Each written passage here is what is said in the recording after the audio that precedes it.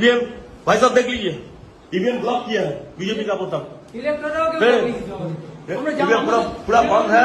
ऐसे ऐसे वोट चल रहा है, ऐसे ऐसे वोट चल रहा है बीजेपी का। अब हटाइए हटाइए ऐसे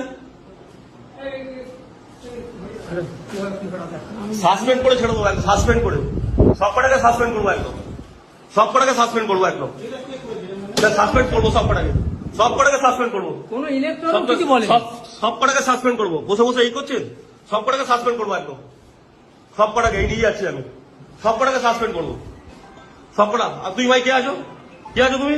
তুমি এখানে কি করছো? এই অ্যারেস্ট করুন, অ্যারেস্ট করুন, অ্যারেস্ট করুন। কি করছে?